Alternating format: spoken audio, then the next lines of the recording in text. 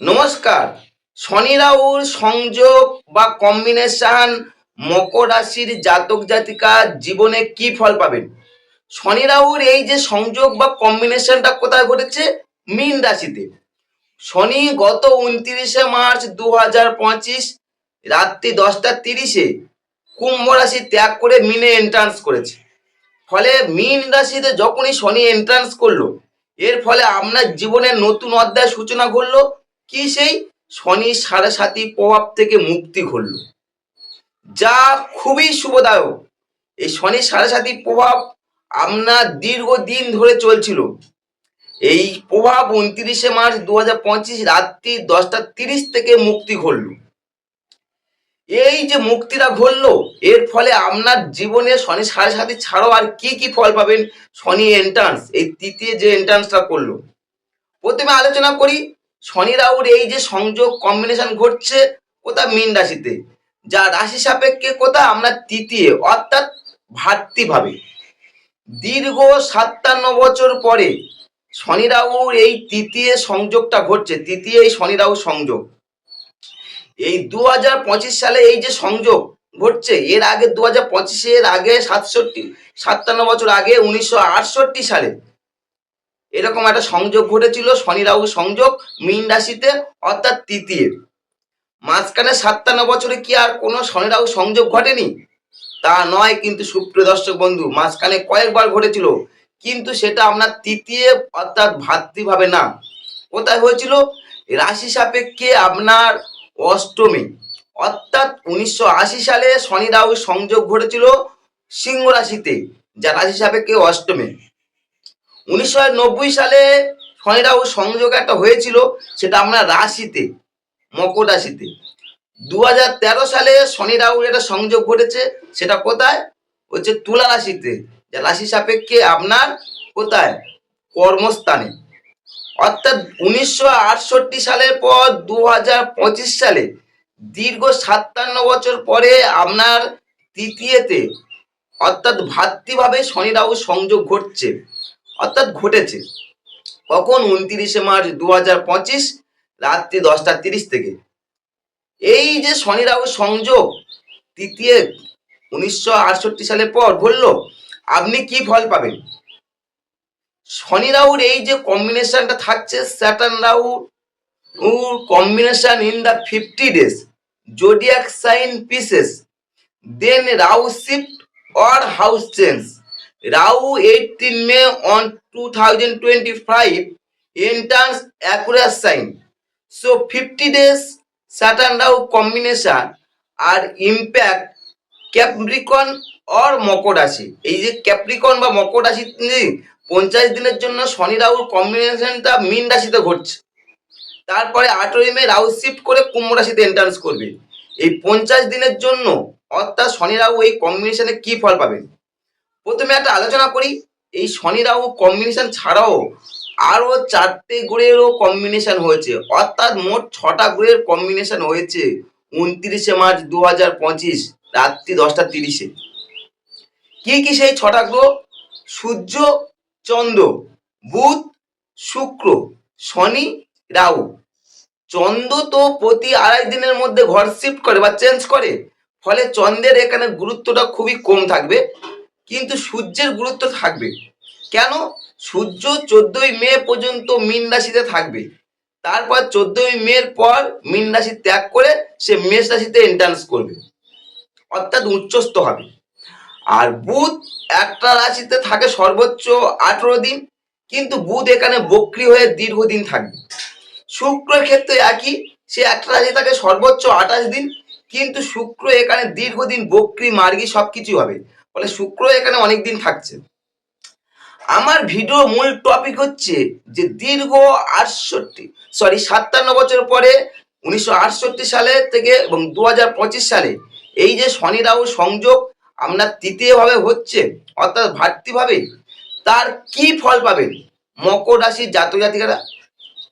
প্রথম যে আপনি ফলটা পাবেন সেটা কি? সাড়ে সাতির প্রভাব থেকে মুক্তি, যা খুবই শুভদায়ক। মকর রাশি জাতকের ক্ষেত্রে সাড়ে সাতি থেকে মুক্তি মানে খুবই শুভদায়ক। এখানে জ্যোতিষশাস্ত্রে একটা তথ্য দিই, সাড়ে কি? আমি যে বললাম সাড়ে মুক্তি, সাড়ে কি? শনি যে ঘরে অবস্থান করে সেই ঘর, তার আগের ঘর, তার পরের ঘর। অর্থাৎ শনি যখন কুম্ভ রাশিতে ছিল তখন মকর, কুম্ভ আর মীন। শনির আগের ঘরটা ছিল মকর আর শনির পরের ঘরটা ছিল মীন। শনি এখন বর্তমানে মীন রাশিতে আছে, তাহলে শনির মীন রাশি আগের ঘরটা কি কুম্ভ রাশি, মীনের পরের ঘরটা হচ্ছে মেষ রাশি।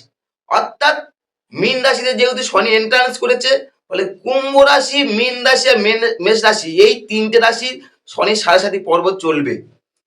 সেখানে মকর রাশি মুক্তি ঘটলো কখন? 29 মার্চ 2025 রাত্রি 10টা 30 থেকে আপনার মুক্তি ঘটল। অর্থাৎ আপনার সাড়ে থেকে মুক্তি ঘটলো। জ্যোতিষশাস্ত্রে এই সাড়ে থেকে অধিকাংশ মানুষ থেকে জ্যোতিষ পর্যন্ত সবাই ভয় পায়। কেন? শনি হচ্ছে কর্মের দেবতা, ন্যায়ের দেবতা। ফলে যখন শনি সাড়ে পর্ব চলে, তা প্রচুর মানুষের দুঃখ, কষ্ট, জ্বালা, যন্ত্রণা, কর্মের পীড়া, যাবতীয় বিভিন্ন রকম সমস্যা দিয়ে থাকে। সেই সমস্যা থেকে মুক্তি ঘটলো মকর রাশির জাতক জাতিকাদের কখন? 29 মার্চ 2025 রাত্রি 10টা 30 থেকে। শনির সাড়ে মুক্তি যা খুবই শুভদায়ক মকর রাশির ক্ষেত্রে। এবার আমার ভিডিও মূল বিষয়বস্তু ছিল কি? শনি রাহুর কম্বিনেশন সাড়ে ছাড়াও আর কি ফল পাবে। তৃতীয় যেহেতু সংযোগ ঘটেছে, শনি রাহুর সংযোগ দীর্ঘ 57 বছর পরে, আপনি যে ফলটা পাবেন স্পেসিফিক 50 দিনের জন্য 18 মে পর্যন্ত। এই সময় আপনার বুদ্ধিটাকে একটা সংকীর্ণ বা গতানুগতিক করে তুলতে পারে। কেন? শনি রাহু তৃতীয় আছে। নতুন করে কোনো বিষয় চট করে বোঝা আপনার ক্ষেত্রে একটু অসুবিধা হতে পারে, নতুন কিছু বোঝা। এই সময় আপনার কাজকর্ম যাই করুন, ভাব ভঙ্গিমা বা কথাবার্তা সবকিছু ধীর, একটু স্লোদ হতে পারে। সবকিছু ধীরতা স্লোদ ভাব দেখা যেতে পারে এবং কথাবার্তা বা ভাব ভঙ্গিমার মধ্যে মাঝে মধ্যে একটা উদাসীন ভাবও দেখা যেতে পারে, কারণ শনি রাহু তৃতীয় অবস্থান করছে। তৃতীয় শনি রাহু সংযোগ যা মকর রাশির জাতক জাতিকারা যারা ভাতা ভগ্নী, আত্মীয় স্বজন বা এই সংক্রান্ত বিষয়ে যারা আছে আগ্রহ আছে, ভাতা ভগ্নী আত্মীয় স্বজনের কাছ থেকে, এই সময় তাদের কাছ থেকে দুঃখ বা কিছুটা অশান্তি পেতে পারেন। দুঃখ বা অশান্তি, ওদেরকে আপনি ভালোবাসলেও আপনাকে ওই সংক্রান্ত বিষয়ে অশান্তি দিতে পারে, বা ওদের সঙ্গে ভালো বনিবনা নাও হতে পারে আপনার। কখন? 29 মার্চ 2025 থেকে শনি তৃতীয়, তার ফলতে আপনি ফলটা পেতে শুরু হয়েছে। যেসব মকর রাশির জাতক জাতিকারা প্রচুর ভ্রমণ পিপাসু, ভ্রমণের প্রতি প্রবল আগ্রহ আছে বা সবসময় ভ্রমণের ইন্টারেস্টেড বা ভ্রমণ করতেও যান, শনি রাহু যখনই তৃতীয়, রাহু তৃতীয় কিছুটা ভ্রমণ দেওয়ার পক্ষপাতী হলেও শনি তৃতীয় ভ্রমণে একটু বিপক্ষ থাকে। যদিও আপনার রাশির অধিপতি, তাও তৃতীয় শনি রাহু সংযোগ। ফলে এই সময় ভ্রমণ ব্যাপারে রাহু কিছু দেওয়ার আগ্রহ থাকলেও শনির আগ্রহটা কম থাকবে। ফলে ভ্রমণ ব্যাপারে এই সময় আপনার খুব বেশি অনাগ্রহী হবে, কারণ রাশির অধিপতি তৃতীয়, ফলে আগ্রহটা হারাতে পারেন। কিংবা যদি এই সময় ভ্রমণও করেন, কোনো বিভ্রাট ঘটতে পারে, ভ্রমণে কোনো বিভ্রাটও ঘটতে পারে। যারা এডুকেশনে আছেন মকর রাশির যে সমস্ত জাতক জাতিকা, তৃতীয় শনি রাহুর সংযোগ যা বুদ্ধির ক্ষেত্রে একটু বিভ্রান্তি করতে পারে, বুদ্ধি খেয়ে বিভ্রান্তি করে তুলবে। এই সময় এডুকেশনে আপনাকে অমনোযোগী করে তুলতে পারে শনি তৃতীয়, রাহু তৃতীয়, এবং বুধ এখানে বলেছি বক্রি হয়ে আছে। ফলে এডুকেশনে আপনার বুদ্ধি বিভ্রান্তি বা এডুকেশনে আপনার রেজাল্টও মনোপ্রুত না হওয়া, অর্থাৎ পড়াশোনা অমনোযোগী যাবতীয় ঘটতে পারে এডুকেশনে। এই সময় খুব শুভদায়ক না কাদের? মকর রাশির জাতক জাতিকা এডুকেশনের ক্ষেত্রে। তবে 18 মে পর থেকে রাহু শিফট করে গেলে অনেক কিছু পরিবর্তন ঘটবে। মকর রাশির অধিপতি যেহেতু শনি, সে তৃতীয় আছে, তাহলে তৃতীয় থাকা মানে কি? আপনার মধ্যে একটা সাহস দেবে। রাশির অধিপতি যখন তৃতীয়, সাহস, পরাক্রম, আর সব থেকে বড় কথা শনি তো আপনাকে ধৈর্য বৃদ্ধি ঘটাতে সাহায্য করবে। যে কোনো জিনিস আপনি ধৈর্য ধরে কাজ করতে চাইবেন শনি তৃতীয় এন্ট্রান্স করার জন্য। এই সময় 18 মে পর্যন্ত রাহু তৃতীয় থাকার জন্য মানে কি এই ফলটা একটু কম পাবেন, এই যে ধৈর্য বড় যাবতীয়। 8ই মে পর থেকে রাহু যখন শিফট করে মিন থেকে কুম্ভে চলে আসবে, তখন আবার ধৈর্যটা আরো বাড়তে শুরু হবে। আপনার মধ্যে সাহস পরাক্রম আর একটু বৃদ্ধি ঘটাবে, কারণ শনি রাশির অধিপতি তৃতীয় থাকছে। তৃতীয় শনি রাহু সংযোগ, যারা ব্যবসা করছেন, ব্যবসায়ীরা, তারা ব্যবসায় কিছুটা প্রোগ্রেসিভ করতে পারবেন। তবে 18ই মে পর্যন্ত শনি রাহু কম্বিনেশন থাকার জন্য ব্যবসায় একটা একাগ্রতা হানি ঘটতে পারে। আপনার যে সমস্ত জাতক জাতিকা অতিমাত্রা আমোদ প্রমোদে প্রিয়, আমোদ প্রমোদ সবসময় থাকতে পছন্দ করেন, তৃতীয় শনি রাহু সংযোগ যা আমোদ প্রমোদের একটু কম বা ব্যাঘাত ঘটাতে পারে। 18ই মে রাহু শিফট করে গেলে আমোদ প্রমোদটা একটু ভিন্ন মাত্রায় নেবে, কিন্তু শনি রাহু সংযোগ 18ই মে পর্যন্ত আমোদ প্রমোদ একটু হলেও কম করাবে, কারণ রাহু আমোদ প্রমোদ দেওয়ার পক্ষপাতী, কিন্তু শনি পক্ষপাতী না।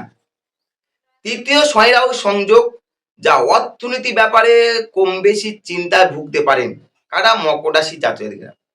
তাহলে শুধু সাড়ে না, আরো কিছু নেগেটিভ পজিটিভ বললাম, আলোচনাও করলাম। সাড়ে তো মুক্তি ঘটলো, যেটা আপনার জীবনে খুবই সুবিধায়ক।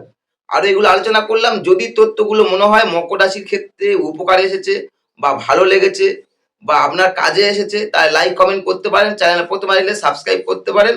আর যদি আপনারা জন্মগোষ্ঠী বিচার করতে চান, উপরের যে ডেসক্রিপশনে যে নাম্বার আছে, উপরে যে নাম্বার কিংবা ডেসক্রিপশনে যে নাম্বার আছে, সেটা যোগাযোগ করতে পারেন। নমস্কার।